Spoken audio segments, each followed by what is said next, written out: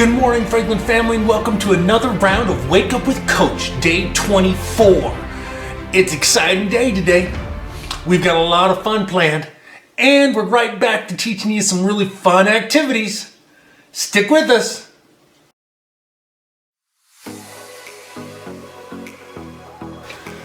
This morning, we're going to do an easy game for you. Something that you can do right at home. It doesn't take a lot of energy or a lot of work. Should be pretty simple. But it's a wonderful game. It's been around for a long time. And it's been played in tournaments and competitions and just for relaxation and fun a long time as well. You may even have family that know how to do this game really well. But today we're going to let you know and show you how to do it at your own home and at your own pace. You can have a little bit of fun doing it. This game is called bowling. That's right. You know what bowling is. You've probably seen it on TV. You've probably been to the bowling alley. You've probably had family members that played it. I'm going to teach you the rules of the game and show you how to do it right at your own home.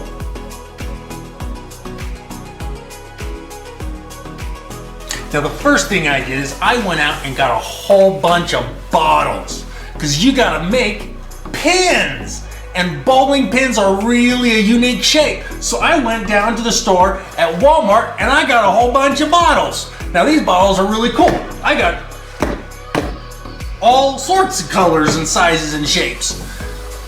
You'll notice all of these are right at Walmart. They're about 98 cents, about $1 a piece. And they're pretty easy to get. And they're pretty good juice too. No caffeine, no anything like that. Lots of sugar, lots and lots of sugar, but good, wonderful pin. Now the first thing we're going to do to get our pins ready is we're going to take all the covers off the front. And we're going to empty out, drink all the juice because you wouldn't want to knock over these pins with juice in them. So I'm going to go take all the covers off of them first thing.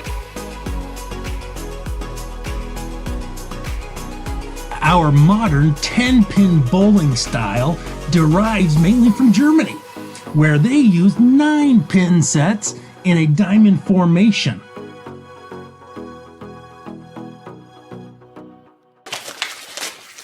Aren't these looking more and more like bowling pins? You're going to want to get 10 of these because in a normal bowling game there are 10 pins. Okay, now that I've got all my bottles ready, my pins ready, now I get to do whatever I'd like to do with them. There's a lot of fun ideas you can do. You can put eyes on it by drawing, you can glue things on, whatever you'd like to do. Have a little fun with your bottles.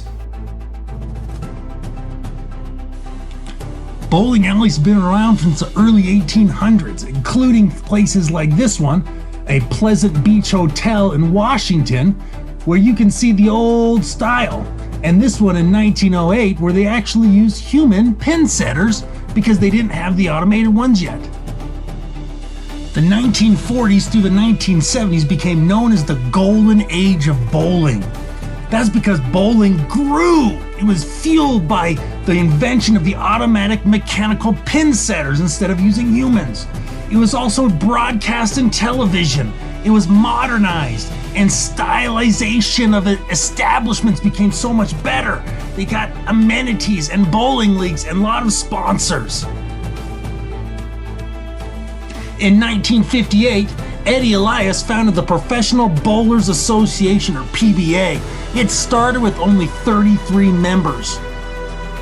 By 1965, the PBA Tour was televised nationally on ABC Sports and had sponsors like Coca-Cola and Ford. In the early 2000s, bowling's interest has declined.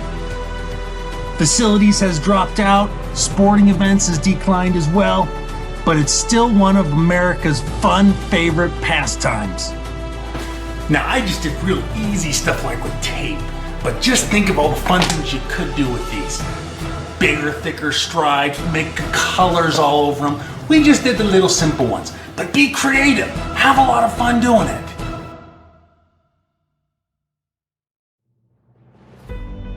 Now your pins are the most important part of the whole bowling game. So you need to know how to set them up right. Now you can play with a few less, but normal traditional bowling has 10. So you're gonna set up 4 in the back row, and you're gonna keep them about the same distance behind. Nothing major, just 4 in the back row, okay, straight across. Then in between each one of those, you're gonna put 3. So it's just through that little window, so to speak, of the next one. Then you're just gonna keep building forward, doing the same thing.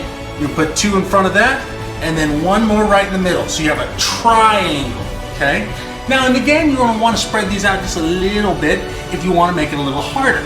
Because when you bowl the ball, and you can bowl the ball from different distances and things like that, you don't want it to have to, or you want it to be able to bang into them and let them hit each other. But the farther apart you make them, the harder it'll be for them to hit it, okay? Now, it depends on what type of ball you want to use to play with these.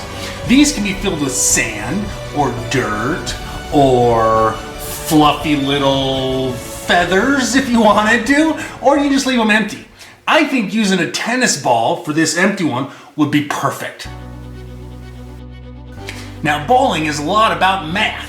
And if you know math real well, this will be really simple. So, and I know all of you are good at it. And all you have to do is be able to count up to 10, okay? To keep track of the pins. Notice how they're all arranged. You get 2 throws each time you go bowling. The object here is to get them all knocked over. If you can get them all the first time, that's great. You can get all the second time, that's great. If you only get 3 the first time and you get 3 more the second time, then you add 3 and 3 together, you get 6. Pretty simple, and there's 3 left and it's the next person's turn. Okay? You just keep going round after round, you swap back and forth.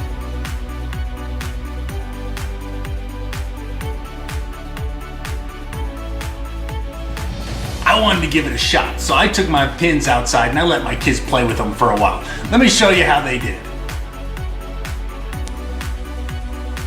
Our first attempt was inside the house going down the hall. We did pretty good.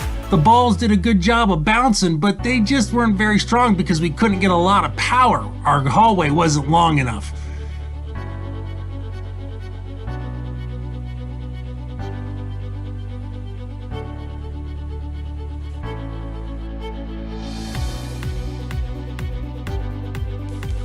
We then moved outside, and right outside we set up our pins right next to the garage, and look what we found. Hey, there's a crazy person running around making chalk drawings on my driveway.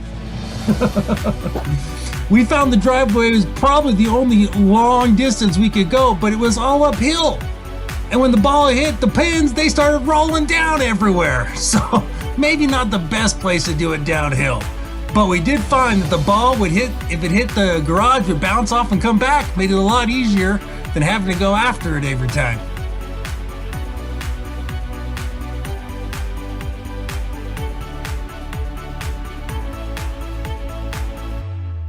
See? Simple, easy, you could do it just about anywhere. So give it a shot at home. Have a good time doing it. We'll see you in the morning.